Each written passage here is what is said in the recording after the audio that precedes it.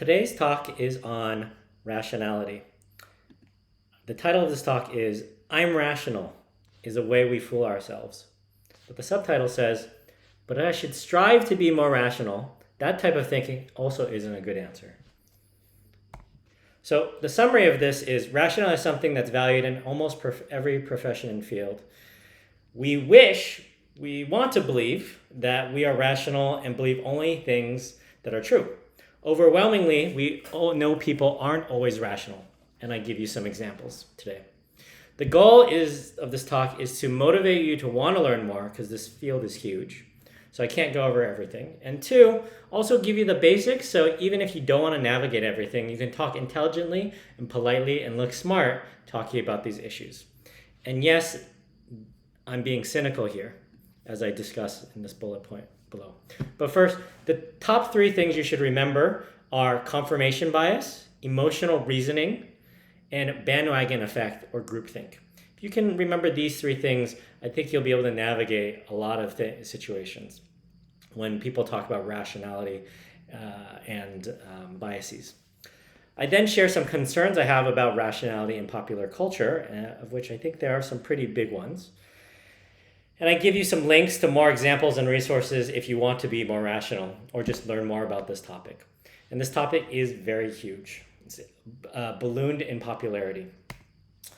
So to start out with, here is a quote from Charlie Munger, who's on the right. This is his good friend, Warren Buffett, one of the richest people in the world.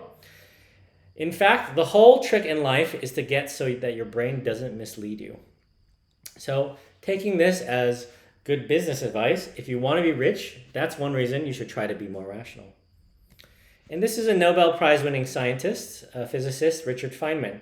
And he said, the first principle is that you must not fool yourself, and you are the easiest person to fool. So he's trying to say, if you want to be a good scientist or thinker, you should try to be more rational. You should not constantly fool yourself, because that's what we naturally do. We're naturally pretty irrational. So first I want to talk about faulty memory or attention, and there's these three videos. Pause the video and take a look at this, or I should have sent this link beforehand. So 1, 2, 3, you had your chance to pause the video and watch it. So later I'll discuss decision making, but first I'm just going to talk about faulty memory and attention because it's more direct. And even our memories are faulty. Our brain, even something so simple as what just happened, we can't answer that accurately. So visually, we have this blind spot that our brain fills in the missing details. And when this gorilla and basketball situation, it shows that our attention, we focus our attention only on certain parts and we miss important details and fill those details in. So this goes back to the theme of this class, which is stories. Our brain has all these shortcuts. It's not this objective reality. Our brain fills in things, figures out what's important, etc., etc. So this is a mechanism that we want to be aware of at the least. Not saying it's good or bad, and there's a good reason our memories are faulty. If we try to memorize everything, we'd get overloaded. But we shouldn't also then treat our memories as accurate, because that would be a big mistake too. So rationality is not just memory. Famous business people and Nobel Prize winners have praised rationality, as I said a few slides ago. Rationality, just to give a definition, is closely linked to having evidence to back up our conclusions, beliefs, and decisions. Okay, so it's about conclusions, beliefs, and decisions. Using evidence correctly, applying logic correctly, and often a fourth element that relates to irrationality. So rationality is not being irrational. And this usually means not using emotions or superstitions or other irrational things. It's also tightly tied up with the scientific method and science, but that's not always the case. So there are literally hundreds of fallacies and biases, and the term biases and fallacies refers to a common pattern. So I'll show you 3 patterns in the next slides, but there's literally hundreds that I'll go into at the last slide. So before we do that, here are 3 reasons you might care about rationality, biases, and fallacies. It's an interesting topic. Even if no one else were to care about this, if you're the only one to care about it, it's an interesting topic and relevant to your everyday life. And if you start applying it to your everyday life, it can have an impact on the way you think and your relationships with other people. The second thing is the goal of rationality is praised by many people. So therefore, if you believe that those people know what they're talking about, maybe you should follow this goal of rationality and copy it. Okay? But there's also a cynical reason. So even if you don't care about those things, and I think teenagers, rightly so, rationality is not high on their list of things they want to be, right? There are other things more important. Even if you don't care about rationality, other people are going to expect you to know these terms because they've ballooned in popularity. So they may judge you as stupid if you don't know these terms, or at least the ideas. I don't know in Thailand if these terms are known, but I think the ideas are widely known. So put another way, educated people know these terms and expect other people to know these terms. So if you don't know these terms, you will look stupid. So as an embarrassment reason, just learn these terms. So if that's your only reason, there's a little cynical shortcut. There's only 3 biases you really need to know. And if you can talk about these 3 biases, and I give you 3 sentences to talk about them, then you can appear smart and at least follow along. So the first one is confirmation bias. The second one is emotional arguments, using emotions in arguments irrationally. And the third is the bandwagon effect or groupthink. So why does the shortcut work? Because I think in my estimation, out of the hundreds and hundreds of biases, most of the popular biases, these are the most popular biases that people talk about. And the second one, other biases are related to these 3. So if you know these 3, everything else you can be like, oh, that one's like number 2. It's a form of emotional argument. Or that one's like confirmation bias. We're weighing the evidence that we like. Okay. So I'll give you the 3 polite and fashionable phrases. And yes, I'm being cynical a little bit. Which is not to say these phrases aren't correct. They're 100% correct. But you can say them and actually not know what you're talking about. And you can also say them in a way that misapplies them. And that's part of the dangers of believing in rationality too much. So the first one, confirmation bias, I would say it's so easy to commit confirmation bias, skewing the data to confirm our beliefs. That's why I have to actively make sure I'm not doing it.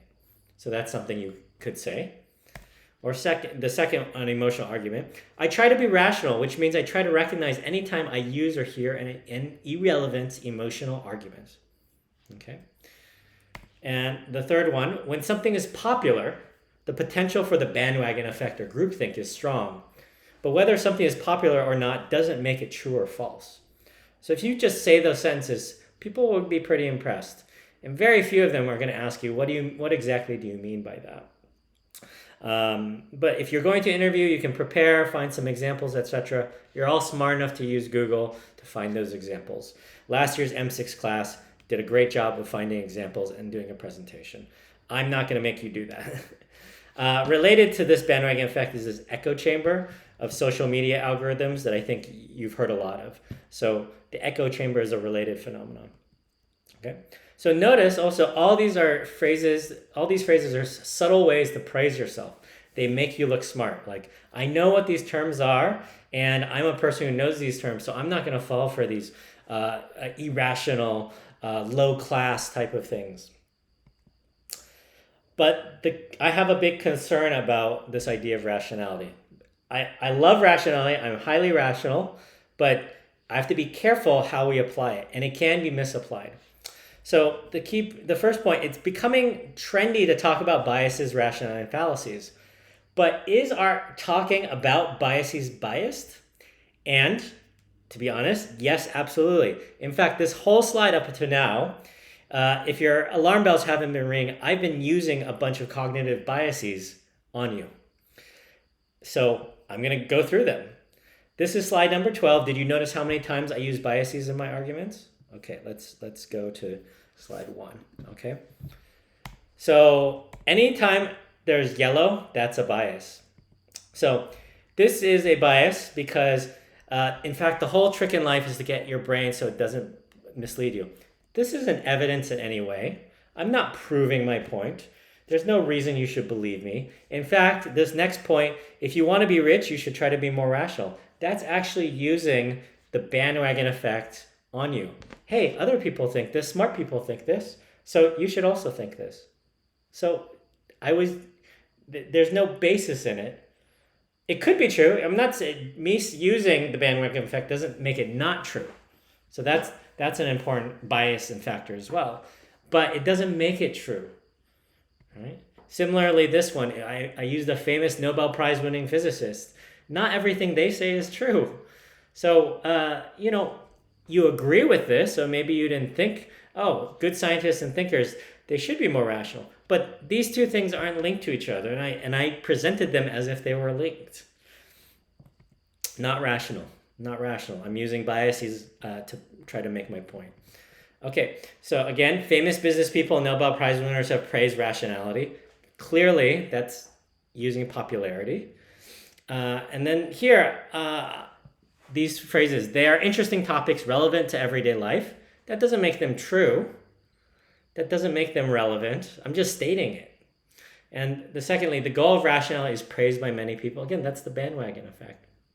And I'm giving you examples that are useful and interesting and support my argument. So that's also confirmation bias.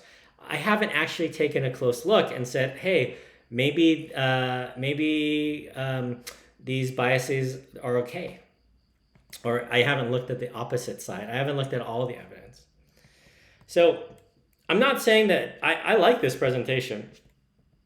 And I think it's useful for you. But notice that usefulness and the rationality of everything I'm saying are not connected, not fully connected.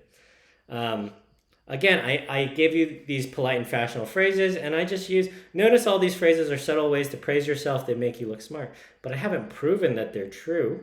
I haven't proven that they're useful. I haven't proven anything. I'm just stating a lot of claims and then using supportive information. But the supportive information is not rational. It's exactly part of these three things: confirmation bias, emotional arguments. You want to be rich, don't you? Well, all rich people like this. So it's appealing to your greed and your desires. And the bandwagon effect. Oh, all these smart people are into it. Okay. So what I'm concerned is, even when people are talking about rationality, or it's just very common to use these things. And if it sounded okay, and maybe you even look at it and say, well, what you said wasn't really wrong. It wasn't false. You didn't tell me something that wasn't true. You just didn't prove it. Yeah, that's absolutely true. I didn't prove it. But I gave you the sense that, hey, I want you to believe it. It's worth believing, etc., etc. And it didn't logically follow. So, I misled you in some ways. But that doesn't mean it's not true or not useful. The second thing is, I think confirmation bias is, I think there's confirmation bias when people talk about biases. Meaning, when they choose to talk about biases, they're trying to support their arguments. So you're teenagers. As a teenager, if you do something that adults don't like social media or video games or smoking, they're going to make a point out all your biases. There's confirmation bias. How do you know this isn't good? You haven't looked at the evidence. You should think rationally, etc. They just lecture you. Okay? So they might be true or not. But if you do something adults do like respect parents, follow the rules, be kind, they don't say, oh, well, that's confirmation bias. Those are just things society tells you to do, etc., etc. Right? It's an emotional argument. Your parents are trying to guilt you into it.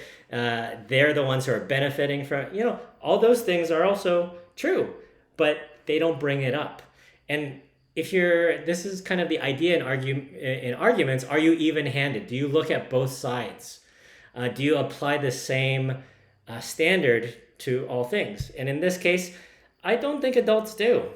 If it's something they don't like, they're going to say confirmation bias, not rational, etc. If it's something they do like, they'll say, oh, it's rational. It makes a lot of sense. Or they won't even bring it up.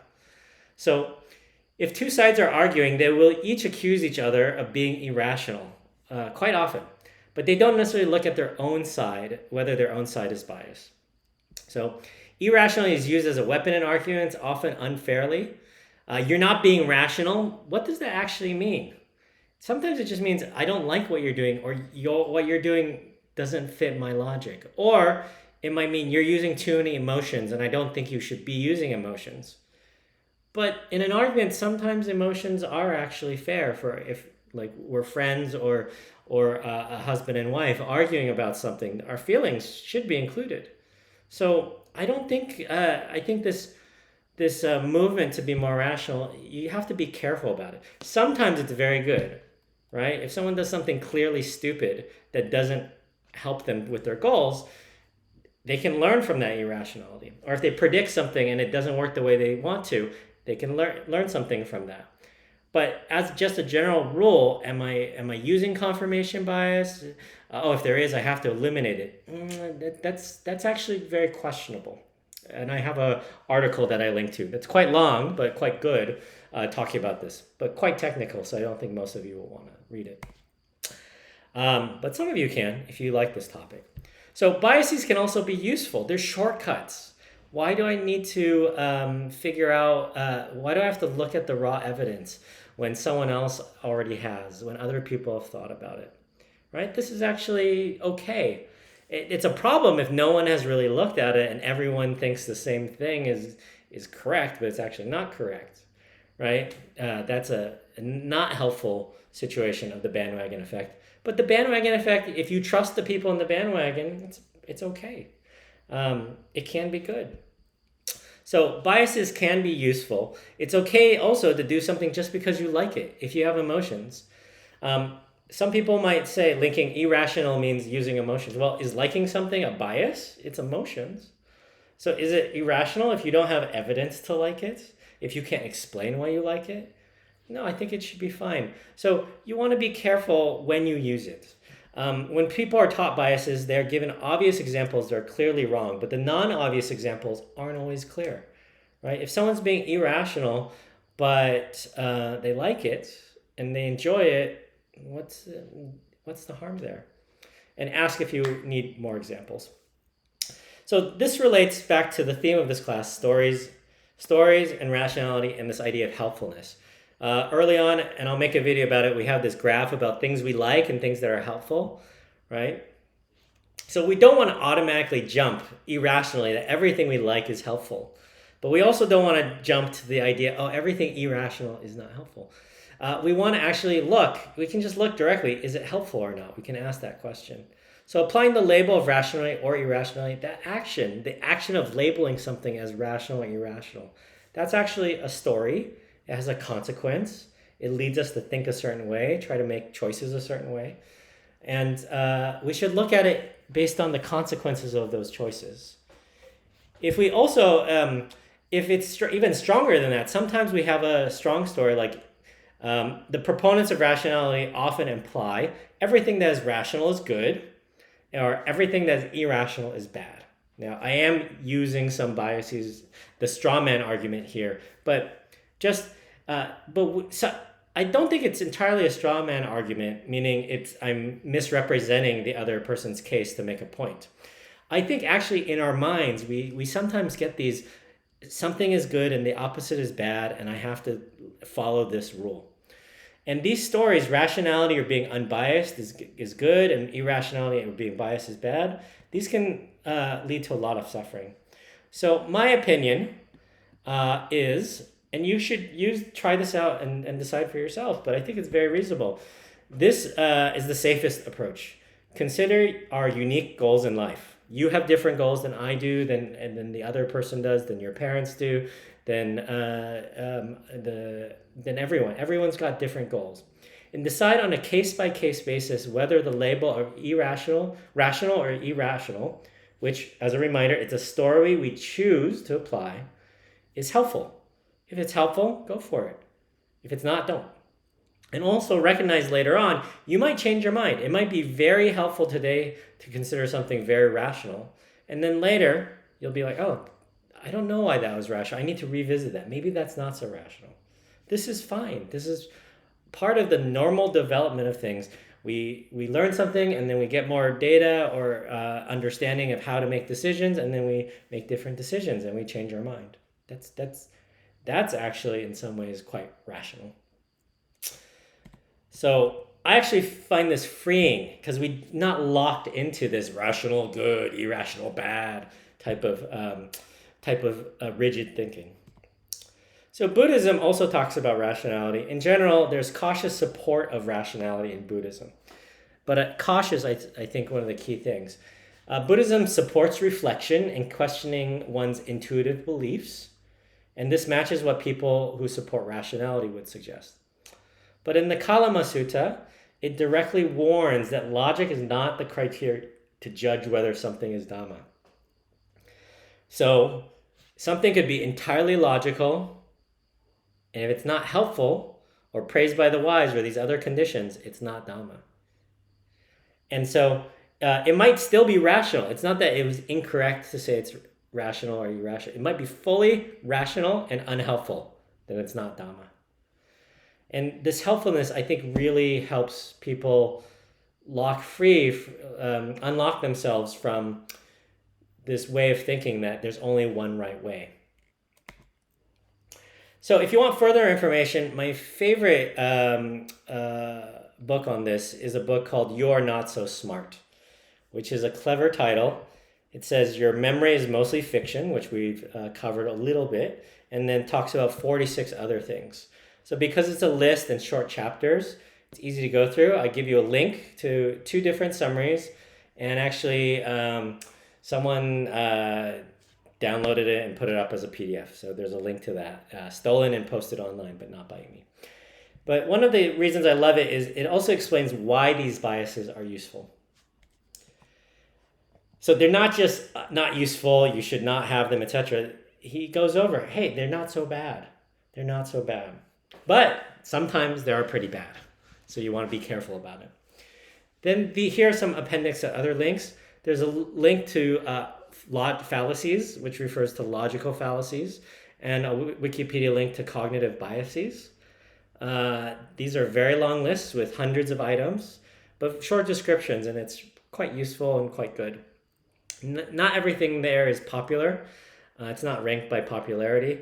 I think really the 3 I gave you are probably the 3 most popular. And if you're into business and you want to see someone discussing irrationality in a business context, Charlie Munger actually does quite a good job in a very relatable way in his book called Poor Charlie's Almanac, which I linked to. He calls this chapter The Psychology of Human Misjudgment. And this just comes from his business experience of ways in which people do irrational things. So he's made it he bases his life as I should be as rational as I can. But I want to say the way Charlie Munger does it, he's very, very specific and careful. So I think the way he does it is quite good. And also he uses it in a way of, oh, is this useful for me? And he does have that criteria. So he isn't a dogmatist or a true believer that says, oh, we must be rational, let's get rid of irrationality. So psychology also is a big field. Behavioral economics is a field. There's been several Nobel Prize winners, some of whom I've met, who have talked about behavioral economics and psychology in decision making. So Thinking Fast and Slow is a great book, but it talks about fast thinking, which is intuition, often irrational or often biased, and slow thinking, which is methodical, can be very biased, but it's very slow, and it's very costly in that it takes a lot of brain power. So there's a summary on that. You can impress people, some people, by name dropping this book and Daniel Kahneman, Thinking Fast and Slow. And there's a lot of good anecdotes in there also. But this is a great book because it includes a good discussion of the usefulness of intuition, even if it isn't rational or unbiased. In general, it gets things correct. And that's an important thing to recognize. But if you meet someone and they hate being irrational and you're trying to get a job with them, it's entirely rational for you to not talk about these books and just agree with them and smile and nod. Because your goal is to get the job. And to get the job, they often like to be agreed with. So a critical assessment, this person, this psychologist in this article posted online, he gives a very good discussion of why confirmation bias, its usefulness is overstated. So I'll just leave it at that. I gave you a few examples about why you need to be careful. If you really want to dig into this, he gives a very good description of why. Confirmation bias, it's not as bad as we make it out to be. Okay, to M6 students specifically, you all have the mental ability to understand the gist of any of these cognitive biases in either of these big lists or in any of these books within 20 minutes of reading. I'm quite sure of it. And some of you can even just, for some of them, you can just go to YouTube, type in the name, and you'll get a nice video on it. Mostly pretty good. So I could bore you with doing an 800-minute video on 40 cognitive biases with descriptions, etc. But a much better use of my time and your time is, hey, just go look up cognitive biases if you want to. And if you find a cognitive bias, starting is my recommendation with "You're Not So Smart." And the summary, which just, I think for each one, it just gives about 2 to 5 sentences for each one. So if you find a cognitive bias that does take you longer than 20 minutes to understand, and there are a few specifically related to probability and statistics, I'm more than happy to help you understand it. Just ask. I'll make a video or just meet with you directly to talk about it. But in general, I think you just have to know people love rationality. People who love rationality really love rationality. And there's very good reason for it. But you want to be careful about how you apply that love and whether you apply it fairly. And I think there's only 3 that you really need to know: using emotions, groupthink, and confirmation bias. If you know those 3, you can go pretty far. And when you need to know the other, 40 most popular cognitive biases and then another 100 rarer cognitive biases, you'll be able to look it up. You don't need to commit these all to memory. Okay, so thank you very much, and that's the end of the video.